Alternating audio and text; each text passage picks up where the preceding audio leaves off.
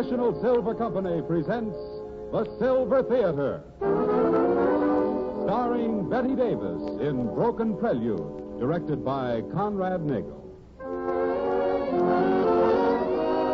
Brought to you on behalf of two of the greatest names in silverware, International Sterling, world-famous solid silver, and 1847 Rogers Brothers, America's finest silver plate.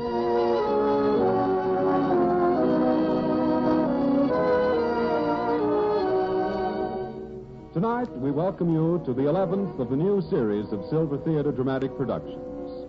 Among the many excellent dramas you will hear in future weeks will be David Goth's Red Book magazine story, Challenge for Three, in which the lovely Ida Lupino will be co-starred with Conrad Nagel, whom we know you'll be glad to hear once again in a dramatic role. He's with us today in his usual capacity of director, so I'll let him tell you about this afternoon's play. Conrad Nagel. Thank you, John Conte. Today's drama, Broken Prelude, was written especially for Betty Davis in the Silver Theater by Grover Jones and True Boardman. Miss Davis is chosen as her leading man, Carlton Cadell, well-known radio actor. An important role will be played also by a very young lady about whom I think Miss Davis would like to tell you something. Right, Betty? Yes, Conrad. The young lady is a protege of mine, Pamela Cavendish. She plays the part of Nina Maloff, a girl of her own age, 15 years. Today marks Pamela's first public appearance, and I hope the Silver Theater audience received as much pleasure from her performance as I did when I first heard her sing and saw her act. I want to wish her luck on her debut and to thank Silver Theater for giving me this opportunity to present her. Thank you, Betty. And now the lights are being dimmed and the silver curtain is rising on the first act of Broken Prelude, starring Betty Davis as Julia Connors. Our scene, the women's quarters of a penitentiary. Along the narrow corridor between the rows of cells moves a solitary figure, chief matron of the prison. Before one door, she stops.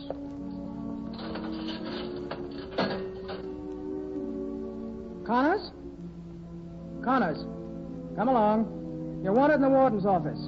Oh, don't let me rush you, dearie. I've got all day. Come along. Hey, Connors is going out. She's got a date with a warden. Give him our love, Connors. Give him our love. Yeah. Come on, Connors. Move along. Shut up, the rest of you.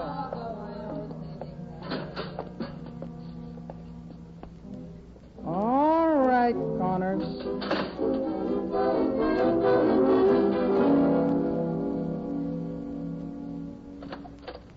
Here she is, Mr. Parkman. Oh, yes. Come in, Connors. You, know Mr. Thomas here. Julia. I told you it was a waste of time. I don't think so, sir. Mr. Thomas has just come from the parole board, Connors. He's convinced them that considering the circumstances of your conviction, you should be paroled in his custody. So, you're going out today. I tell you frankly, Connors, he got the board to release you only against my recommendation. I'll have to admit that in many ways you've been a model prisoner, but... Warden. Oh, yes. Mr. Thomas has asked permission to talk to you alone, and, well, come, matron. Julia. Julia. Paroled in your custody. Julia, listen to me. We've got to get this straight, you and I, now, before you go out of here. You can't see what these 3 years have done to you. You're not the Julia Connors who stood up and pled guilty in that courtroom. You're a different person. Someone I don't even know. Is that all you have to say? No. Julia, you can't do it. I know what's in your mind. Marcia Wallace. You think that Marcia Wallace framed you, and because of that... I know she framed me. All right, you know it then. And from the moment that you found it out, you've lived for just one thing. To get out of here and find Marcia Wallace again. That's true, isn't it? Julia, answer me. Yes, it's true, and I will find her. There's nothing you can do to stop me. A model prisoner, sure I was. Because I was out to cut down the sentence that you wished on me, Mr. Public Prosecutor. 6 months. That's what you'd get me off with. But I must plead guilty. You said the cards were stacked against me, and I was sure to be convicted. But just by a plea of guilty, you could fix it. Maybe even get me off. Julia. 5 years. That's what your friend, the judge, said. 5 years. And I was innocent. I've tried to tell you 100 times there was no other way. The evidence was there to convict you, and And evidence was all that mattered. A girl scared and desperate and swearing that she was innocent. That didn't mean anything to you. Well, I'm not scared now, Paul Thomas. I'm not desperate. If anyone ever knew what the score is, a girl named Julia Connors does. The state and Marcia Wallace owe me 3 years. 3 years, and I'm going to collect from both of them. Julia, you can't. You'll bring yourself right back to this place. Sure, I'll be back. And next time I won't be innocent. Oh, listen to me. No, I tried that once before. And as for that little joke of me being under parole to you, we'll both forget it now. Will we? Warden, matron. Yes, what is it? Suppose I go out at 4 o'clock, don't I? Well, that's customary, yes. But as long as Mr. Thomas came all Then the way... I'll go back to my cell and wait till 4. And when I go out, I'll go alone. All right, matron. Come on, Connors. What is this? My cell's the other way. You're not going to your cell. Why she should want to see you beats me. But as long as she does want to, you're getting no chance to refuse. What are you talking about? You'll find out in here. In the hospital ward, but...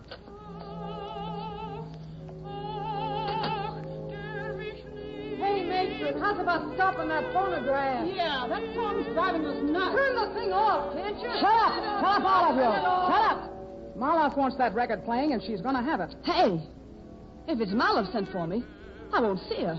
What's Maloff to me? Just because we're in the same cell for 2 years. Say, listen, this ought to mean something even to you, Connors.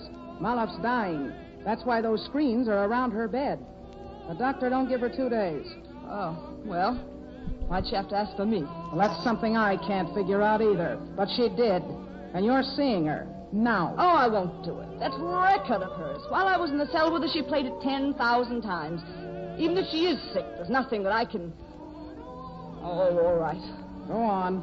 You can move that screen, but don't make a noise. The nurse said she wasn't to be excited. Okay.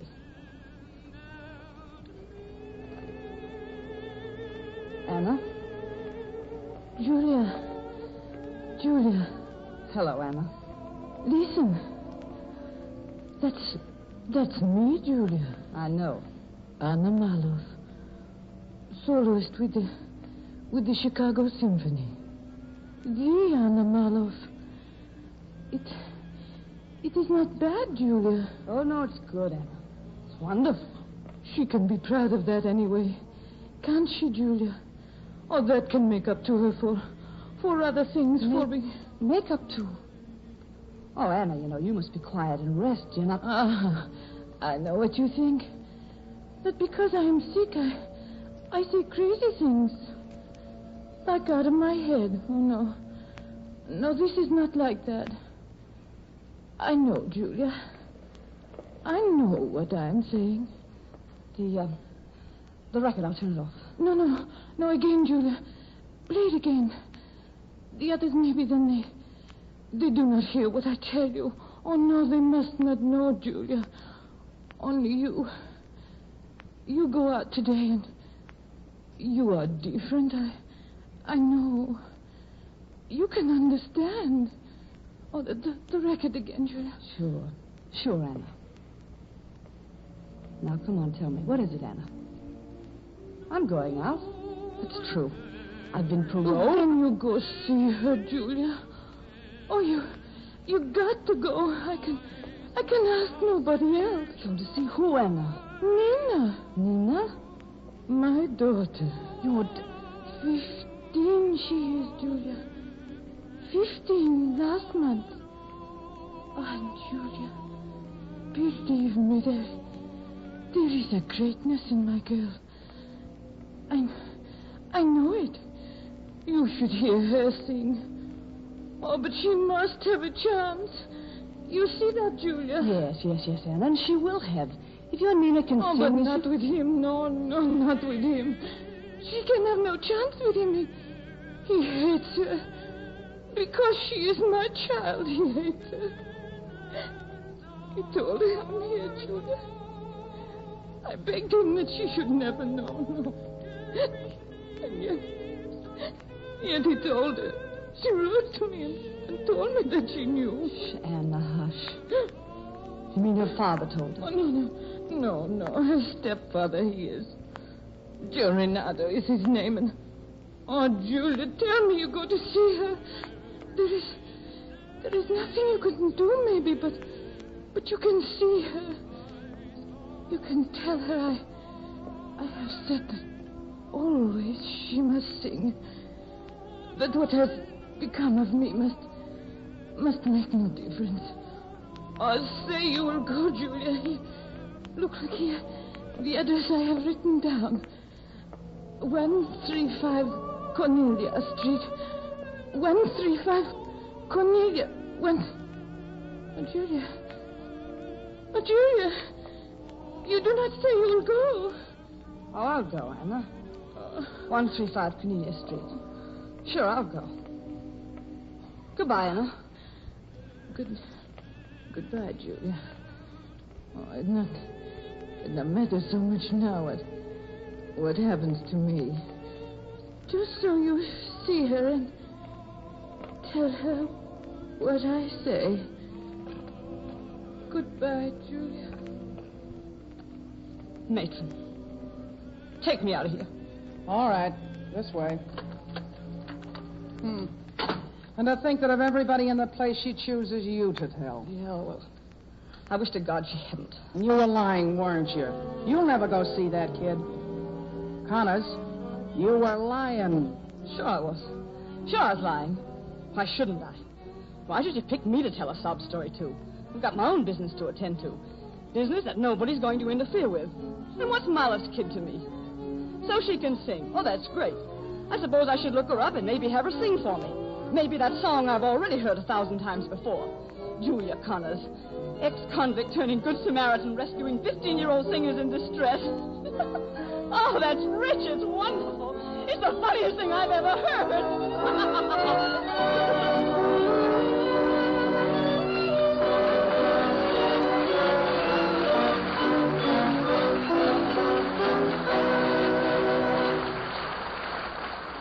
Just heard Act One of Broken Prelude starring Betty Davis.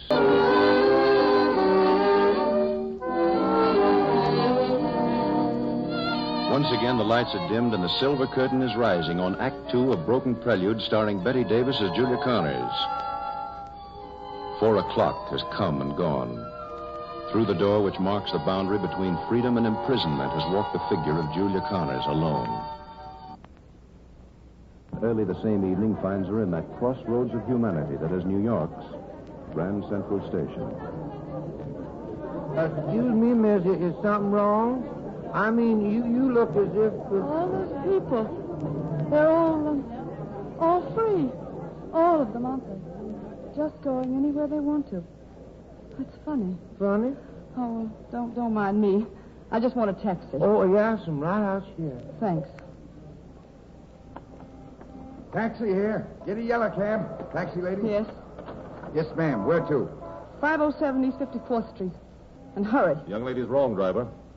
Oh. We want to go to 576 West 49th Street. Huh? Okay.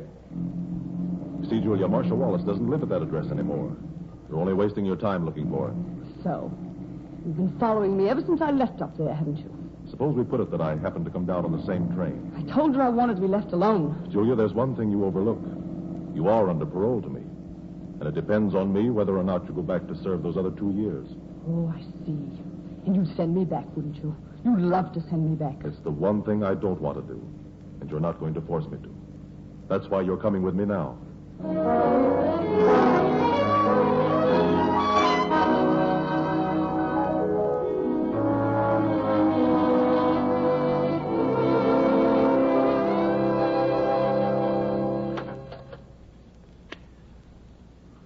Well, how do you like it? I'm more used to apartments that have bars in the windows. Here, let me take your coat. Oh, that won't be necessary. See, I'm not staying. But you are. Aha. I get it now. Excuse me. I evidently didn't understand what being paroled in someone's custody was supposed to mean. This is your apartment, Julia. I happen to be paying for it, yes, but only until we found you a job so that you can support yourself. Accepting nothing from you, Paul Thomas. Why should I? I'll tell you why. It's a simple story, Julia. A lawyer who happens to be a deputy district attorney. A case is turned over to him to prosecute. A blackmail case involving A girl of whom he is very fond. There's just one thing he can do. He weighs all the evidence, gives that girl his best advice, promises her his help. Oh, you're wasting time. I know all... But his advice proves wrong. His help is anything but that. And the girl he wanted to protect suffers more because of him. That's why, Julia. Because that man realizes there's nothing he could do for that girl to make up for his mistake. But he can try. Say that you'll stay here, Julia. No. You know, Julia, it's really not such a bad apartment. There's a swell view of the river from the kitchen window. I said I wasn't staying. And in case you feel like music, a combination radio and phonograph. I just guessed at the records. Listen, I'll play one. Oh, let's cut the little comedy, Paul. I told you before where I was going and what I was going to do to find Marcia. I told you, too, that... Turn that off. All right. You know. The matron told me. No, I think I see another answer. The whole thing was framed, wasn't it? A little idea of yours, even having Maloff tell me that tale about... No, Julia. It wasn't framed. You see, Anna Maloff got out of prison today, too. Just before you did. Only in a different way. Oh, did she? What are you going to do? Well, that's my business. She died believing you'd keep your word to her. Oh, but why should I? What's Anna Maloff to me? I phoned down for a report on the stepfather. And Joe Renardo is anything but a new name at headquarters. That address on Cornelia Street is a so-called club that he operates as a front for gambling. A swell place for that 15-year-old daughter of Anna's. Oh, will you shut up? I'm getting out of here. Getting out, do you understand? I told you what I was going to do, and parole or not, you can't stop me. I'm going to find Marcia Wallace.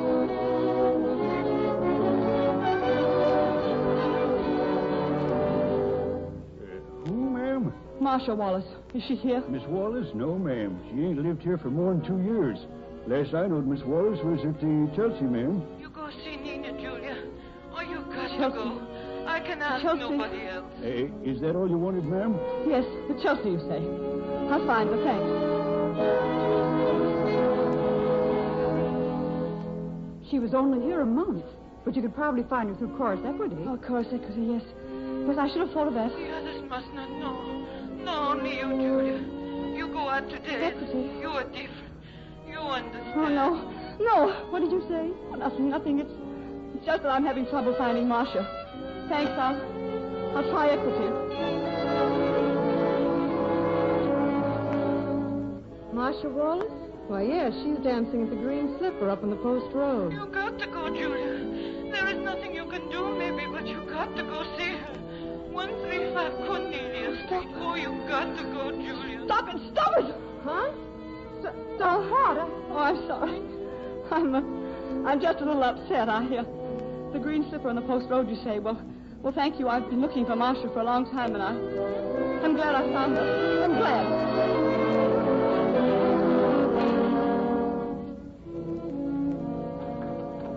Yes, miss, where to? What? Hey, are you all right? Oh, I'm all right. Take me to, Yeah? Take me to 135 Cornelia Street.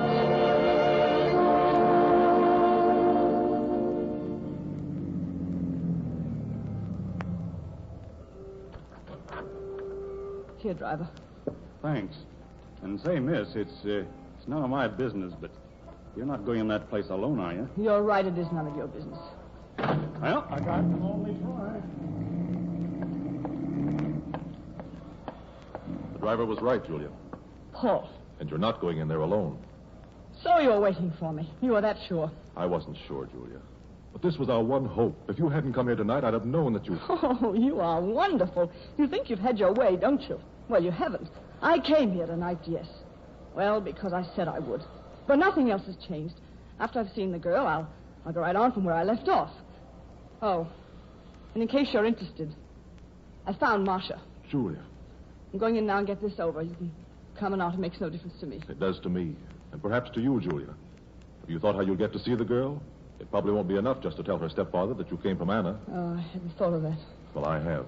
Come, we'll go in. I'd suggest you let me do the talking. Check your hat, sir? Oh, thanks. Is Joe Renardo around? Yes, sir. Right over there. I'll get it. Paul, you said some kind of a club. This is just an ordinary bar. A front for the club inside, and the club in turn is a front for the gambling room upstairs. A little complicated, but Renardo's found it practical. Good evening. You wanted to see me? Oh, Renardo? Oh, yes. Tony Morelli suggested that we drop in and see you. Glad to have you. Oh, excuse me. Miss Connors, Mr. Renardo. Hello. Oh, yeah. And incidentally, Joe, suppose I said I felt lucky tonight. Think the place could do something about it? You can go right up to the rooms now if you want. But if you take my tip, you'll come back to the club room first. The kid's just started her number, and she's worth hearing. The kid? My daughter. Didn't Tony tell you about her? I got her singing now. Does all right, too. What do you say, Julia? Like to hear the girl? Sure, why not? Then you'll go in now? Yes, show Miss Connors to a table, will you, Renardo? I've got a phone call to make. I'll be right in. Sure. Come along, Miss Connors.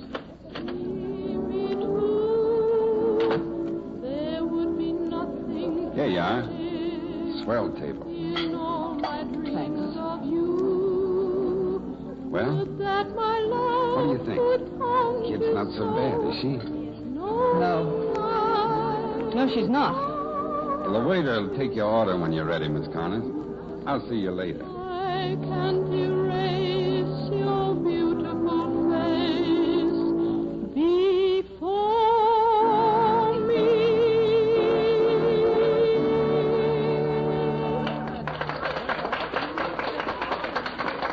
Well, Julia, what do you think now? Paul, let's get out of here. Get out of here? Why not? I've seen the kid, and she's all right, and that's all I You said. said you'd talk to her. Oh, I won't. Why don't you keep out of this? You're not leaving already? Yes, I've just been persuading Miss Connors to stay, Renardo, and I think another number from that daughter of yours might do the trick. Oh, Paul. But I think Miss Connors agrees with me that with a voice like hers, the girl ought to sing a different kind of song. Can she do None But the Lonely Heart? Paul, no. None but the... Well, I don't know, but I'll ask her. Is this more of what you call humor? Listen, Julia. You're to stay here with the girl. Do you understand? Whatever happens. No, I don't understand, and I want you to keep out of this. You can't run my life, Paul Thomas. You tried that once, and I... Listen.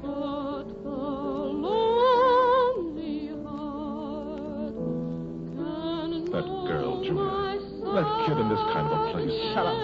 And that voice singing for Joe Renardo's customary. Shut up.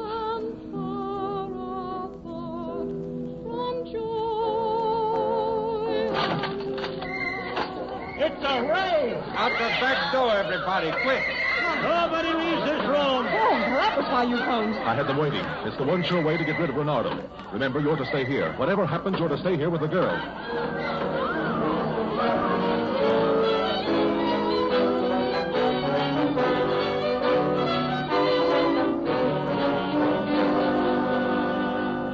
Okay, Mr. Thomas, they're all loaded. You say you're coming down to see about booking them? Yes.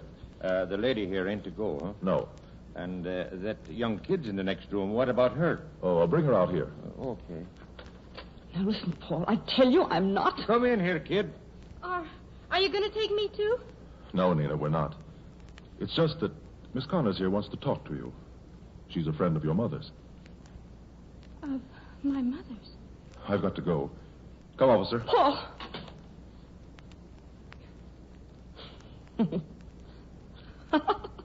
Why are you laughing? And what is all this? Oh, you heard him Why say... didn't they take us, too? You heard him say, why, Nina? Because I'm a friend of your mother's. Oh, you mean from a long time ago? You sang in the same company with her or something? No, I didn't sing with her. Well, Mother's away now, you know. On business. She'll be gone quite a while, so if you... I saw your mother this morning, Nina. This morning? Oh, then you're from... Yes. Yes, I got out this afternoon. Oh. How is my mother? She sent you a message. A message? Yeah, she wants you to keep on singing. Oh, I've been doing that. Joe wouldn't let me stop if I wanted to. He says it's good for his business to have me sing. But, of course, that's not the kind of singing she wants me to do. Did you ever hear my mother sing? Yes. I heard her. She's one of the greatest contraltos of our day. An opera critic said that in a review. I read it in her scrapbook. She wants me to sing an opera, too. Later on, I mean. Yeah, I'm sure she does. But you haven't told me anything about her. how she looks and everything. You see, after I found out, I wanted to go up and see her right away. You know, to tell her I didn't care. I mean that I understand. You know. Yeah, I know. But Joe wouldn't let me. Of course, I wrote to her, but that's not the same thing. I told her I hated staying with Joe, but it'd be okay till she got out. But she hasn't answered yet. Do you know how soon her sentence is over? Why are you so funny? Why don't you answer me? Nina, listen to me. Your mother... Yeah? Nina, you've got to give up the idea of going up to see your mother or of her getting out. What do you mean? Well, you have to know sometime, I suppose. Your mother died, Nina, this afternoon. It's better for her, Nina, and she wanted it this way, believe me. Oh, I'm the last person she talked to, and she told me she didn't care. She didn't care, except for you. As long as you're all right, that's all that mattered to her. Oh, and she's happier now. She's better off. Don't you see that, Nina? Sure.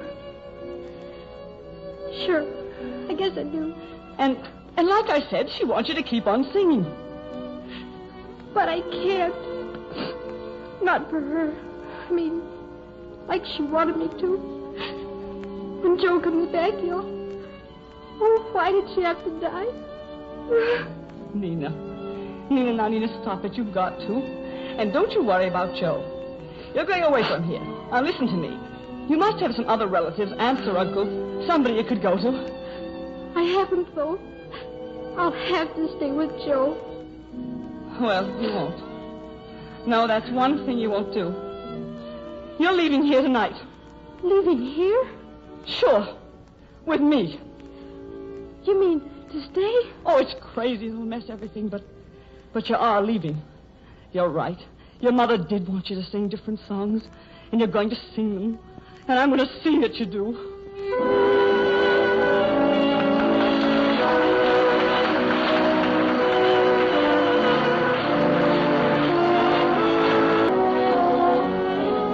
Next Sunday on Silver Theater, we'll conclude the story of Broken Prelude, starring Betty Davis as Julia Connors and featuring Carlton Cadell as Paul Thomas, and Miss Davis's own protege, 15-year-old Pamela Cavanis.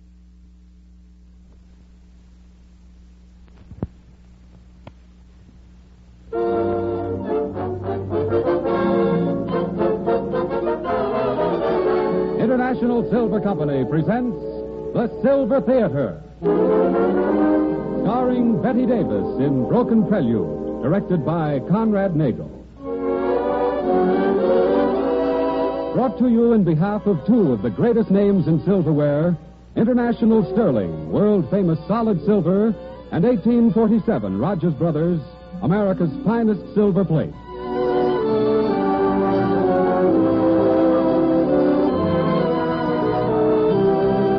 We welcome you to the 12th of the new series of Silver Theater dramatic productions. Next Sunday and the Sunday following, you will hear Ida Lupino and Conrad Nagel in David Garth's Red Book magazine story, Challenge for Three. And in weeks to come, many more great stars and a score of thrilling and entertaining stories. And here is our director, Conrad Nagel, to tell you about today's play. Today's Silver Theater presents the second and concluding episode of Broken Prelude, an original drama by True Boardman and Grover Jones, starring Betty Davis as Julia Connors, and Carlton Cadell as Paul Thomas, and Miss Davis's 15-year-old protege, Pamela Cavanis, as Nina Moloff. And now for our play. The lights are being dimmed and the silver curtain is rising on the first act of the concluding episode of Broken Prelude. 3 months have passed since Julia Connors was released from prison, and on that very day took young Nina Moloff away from the gambling club operated by her stepfather, Joe Renardo. They've been months filled with problems for Julia, for the girl Nina, and no less for Paul Thomas, young deputy district attorney in whose custody Julia is paroled.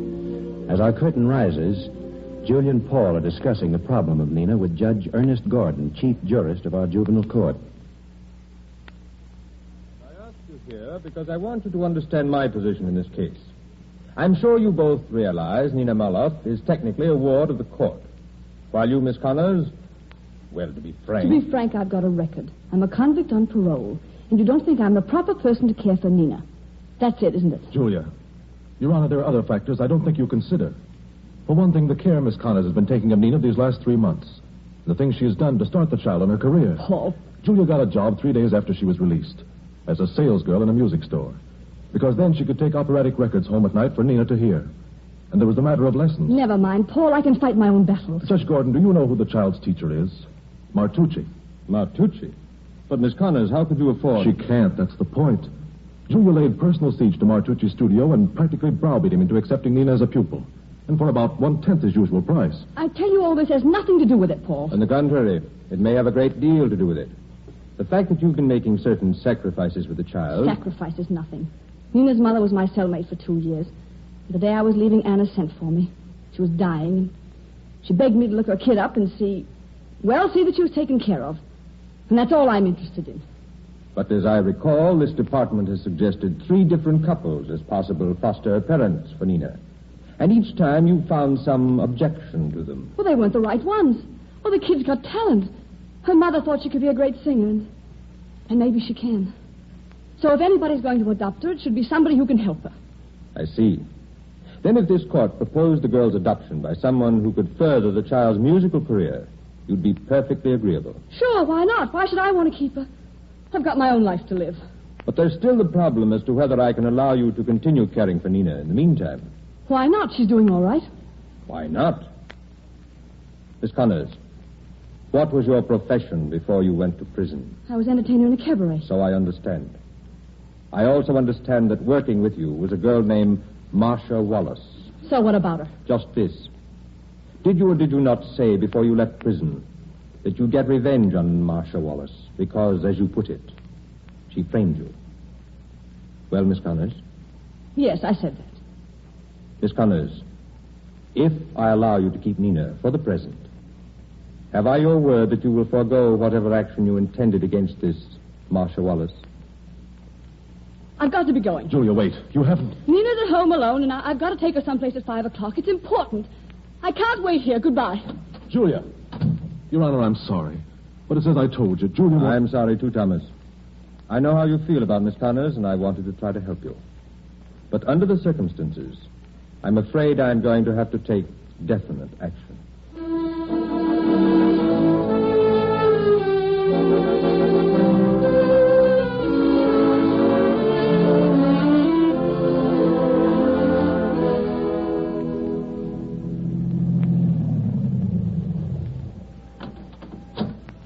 Here's the theater, miss. We made it 2 minutes to 5. Fine. Come on, Nina. Here, driver. Thanks. We're going here, Nina. But what is all this, Julia? Why are you so excited? Why don't you tell me? Nina, inside there, waiting for us, or rather for you, is a man named Charles Renison. Renison? Yes, the manager of the San Marco Opera Company. For 6 weeks I've been hounding him to give you an audition, and you're getting it. Today. Julia! Now, don't Julia me. Come on. Yes, miss. Well, you look... We had an appointment with... Oh, Mr. Renison, I hope we're not late. Oh, not at all. Boris, hold it a moment, will you? This is Nina Maloff. Nina, Mr. Renison. How do you do? Hello, Miss Marlowe. What would you like to sing? Anything you say. Well, that covers a pretty broad field. The orchestra's been rehearsing some of the music for La Traviata. Know anything from that? How about Darfo Saint Louis? Sure you want to try that? I'd just as soon. All right. Boris! Yes, Mr. Renison? Boris, the young lady's going to... Miss Marlowe. Mr. Boris Coleman. How do you do? It is an honor, Miss Marlowe. I was a friend of your mother. I'm glad. Miss Marlowe's going to sing the Alforze Louis. Oh, good. Splendid. Come along, miss. Yes, and we'll listen from out front. Coming, Miss Connors? But just a minute, please. Nina. Yeah? Good luck, darling. You're not afraid? Guess I can't be, can I? This has got to be good for both our sakes. You're right. Now go on up there and sing. Julia? Yes? Kiss me for luck, will you? Why, sure, Nina. Thanks. Now beat it. All right, Julia. I'm ready, Mr. Coleman. All right. Okay, Anna Maloff. Your daughter's got her chance. Now, maybe you'd better start helping her. Oh, it's got to be good. Got to be good.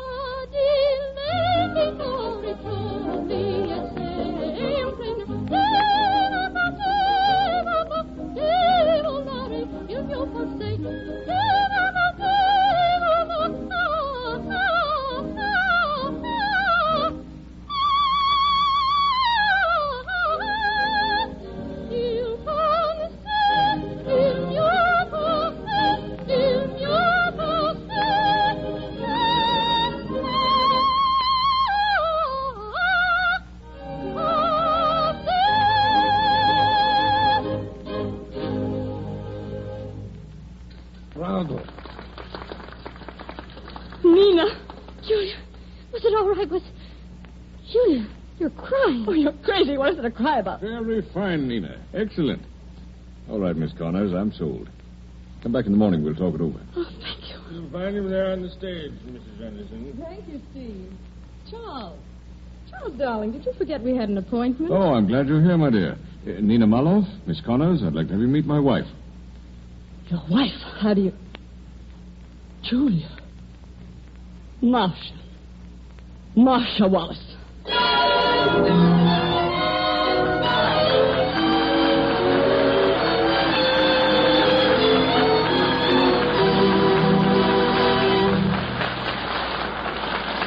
And so ends Act One of Broken Prelude, starring Betty Davis. Once again, the lights are being dimmed, and the silver curtain is rising on the final act of Broken Prelude. Several weeks have passed. Nina is under contract to Marcia Wallace's husband, Charles Renison. And after long and arduous rehearsal, the night of Nina's debut has come at last. Then on the following morning, as cause for celebration is over the breakfast table, Julia and Nina read reviews of the performance. Youthful and flawless voice brought a freshness and vitality to the character and gave primary importance to this usually minor role. There is little doubt but that the young newcomer is assured a brilliant future. Well, there you are. That's all of them. Oh, Julia, aren't they swell? Swell? They're a bunch of lies, and you know it. Drink your milk. A bunch of lies? Nina Maloff's flawless voice. Humbug. You were flat 6 times in the second act. Julia, I wasn't. Well, once anyway, I think. I know what you mean, Julia. You're afraid maybe that those things in the paper will make a difference. They won't, Julia. Honest. I know that part of those things are just because I'm a kid. Well, if you realize that, maybe there's some hope for you. Pass the toast. Julia, I just thought of something. Now you can quit your store job, you know it? I need you with me at the theater, I mean. You know, be sure I look all right. Check on my singing and everything. Oh, no. If there's one thing I can't stand, it's a typical stage mother. When it comes to a career, I always say a mother's place is... Mother. Julie, do you know what you said? Well, suppose I did. Maybe it's not such a bad idea. Oh, Julia, I'm so happy. I didn't think I could be so happy. Come to think of it, neither did I. Hey, come on now. You get on to your practicing. I'll go. Hello, Paul. Hello, Nina. Paul, have you seen the reviews? Yes, Julia. Oh, and thank you for the flowers, Paul. What did you try to do, buy out a flower store? I thought Nina was going to... What's wrong? Well, Nina, you better go in the other room. Paul? But what is it? I want to know. Go on, Nina. You don't need to say anything. Your friend Judge Gordon is going to take her away from me. Yes, Julia. Oh, he would wait for a time like this. If you'll remember, you told him you wanted to be rid of her. You also said that you'd make no objection to Nina's being adopted, provided the right family wanted her. Oh, but a career. In this case, if anything, her career would be helped. Oh, well, I guess that's that then. If it means a good home for her and all the other things she needs, well, that's swell. That's all I was worried about. Down in your heart, you want that girl, Julia. You could fight to keep her. Maybe I've fought too long. Maybe I'm tired of it. All right, Julia. But there's one thing I think you ought to know. The people that want to adopt Nina are Charles and Marcia Renison. Marcia? Yes, Julia. Marcia Wallace adopting Nina. Marcia taking that kid away from me now. Oh, that's wonderful. And I'll bet she thinks she's going to get away with it. Julia, then you will fight it. You won't let them take her. Fight? Oh, you've never even seen me start, Paul Thomas. There's nothing I wouldn't do to stop Marcia Wallace from getting that child. Nothing. Do you understand? We'll take it to court, and I'll back you, Julia. I'll back you Court? Oh, no, we won't take it to court. Because I'll settle this before it ever gets to court. A long time before. And I'm starting now.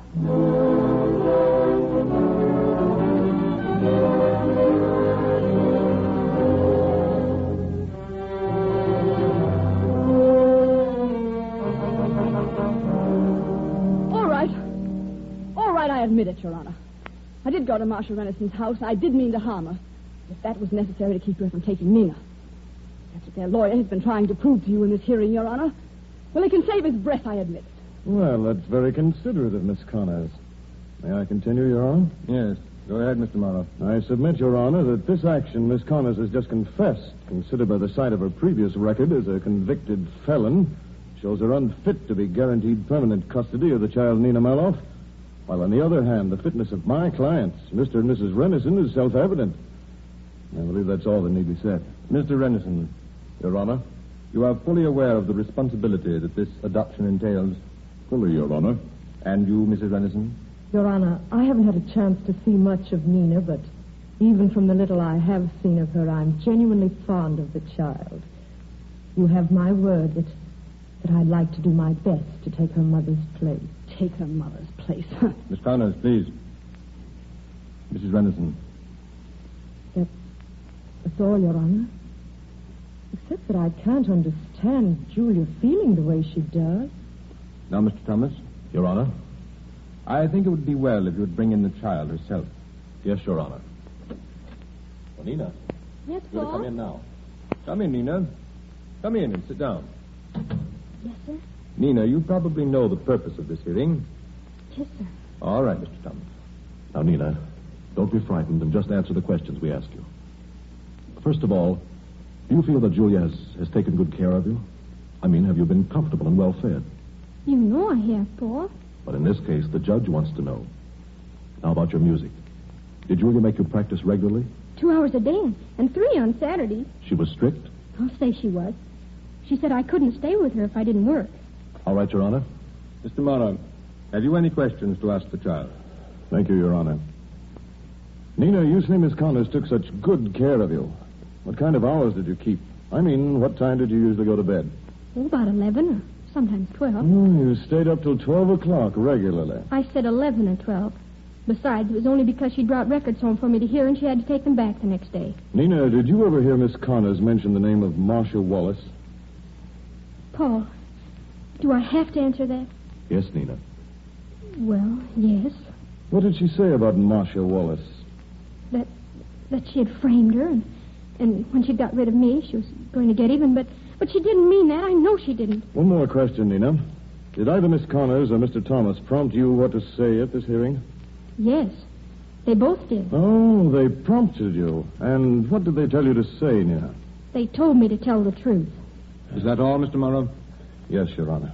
Now, Nina, I have to ask your opinion about something very important. I know what you're going to ask me, and I can tell you the answer now, Judge. I want to stay with Julia. Please, Judge. You don't understand about things. Julia needs me, and I guess I need her, but Mr. Rennison's all right, and his wife, too, but they can adopt somebody else. I belong to Julia now. Don't you see? That's what we're here to decide, Nina. You'd better go out again for a few minutes. Julia, do I have to? Go on, Nina. Okay. And now, Miss Connors, Mr. and Mrs. Rennison have each spoken in their own behalf. It's only fair that you should have the same privilege. Well? I have nothing to say. Julia. What's the use? It's all decided. It was decided before it started. It was decided 3 years ago when a jury of 12 infallible men and women said that Julia Connors was guilty as charged. I'm not a fit person to take care of Nina. I'm a convict. This court says so. And there's not the slightest chance in the world that this court could be wrong. Julia. All right, take the kid. Take her and see if I care. Because I don't, you understand? I don't care.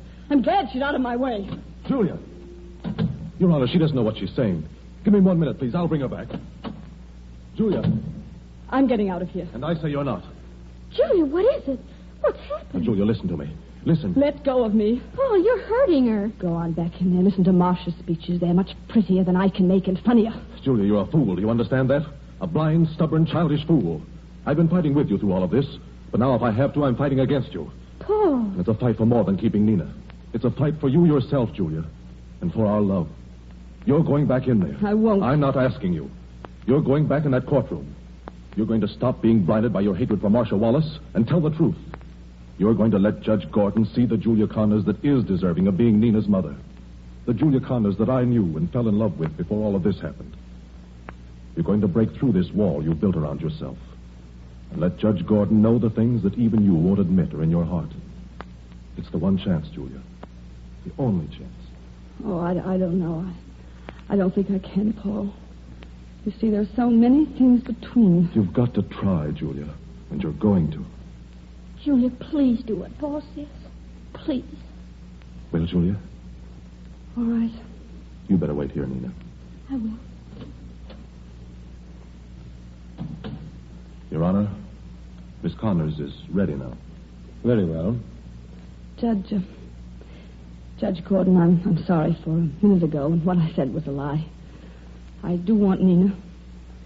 Paul has just told me that my only chance in this hearing is to tell you the absolute truth. All right. Then, first of all, I was innocent of the crime I went to prison for. Marcia, in your heart, you know that's true. She does, Your Honor. But she won't tell you so. And you won't believe me. Oh, but you can believe this.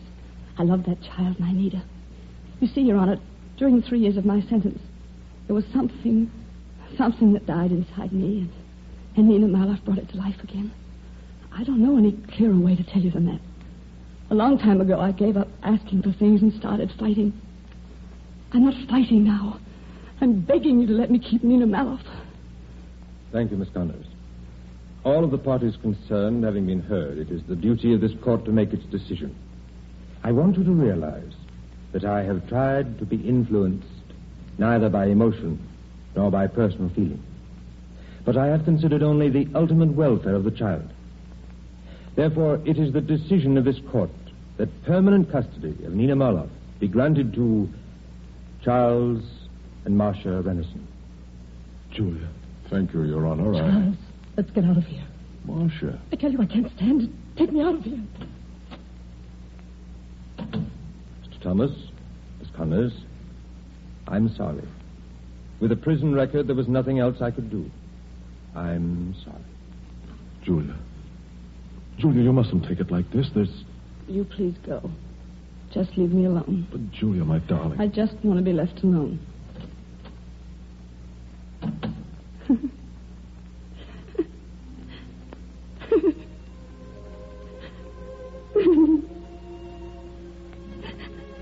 Julia. You go find my Nina, Julia. got to go. You can help her, Julia. I can ask nobody else. Believe me, there is greatness in my daughter, but she must have a chance. Oh, you see that, Julia? Stop it. You can help my girl, Julia. And she needs you. Say you go find her, Julia. Stop it.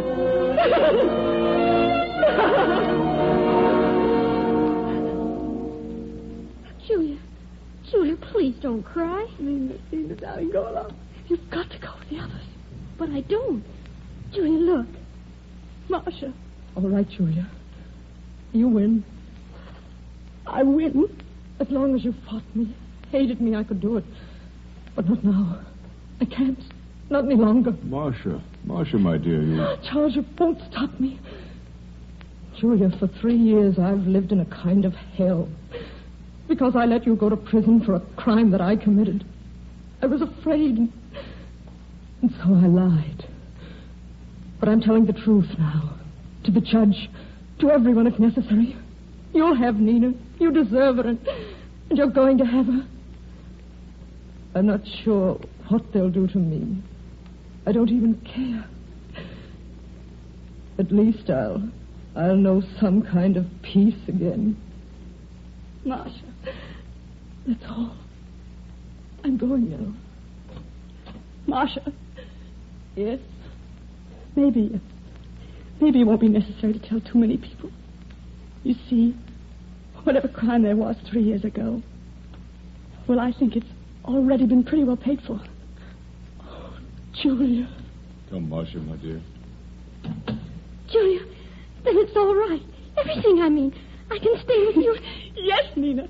Everything's all right. Hey, you're crying. But why should you cry now? Nonsense, I'm laughing. Oh, Nina. Oh, pardon me, you two, but remember me? Paul. Or should I go, too? Go? Well, at a moment like this, I hesitate to intrude on the family. But you're part of the family, Paul. Why, Nina. Julia? Well, this seems to be the day for truth coming out, doesn't it? Oh, Julia. Paul, darling. Hey, remember me?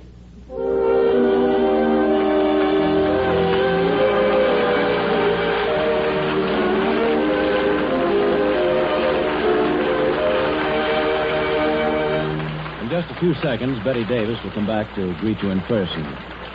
First, we'd like...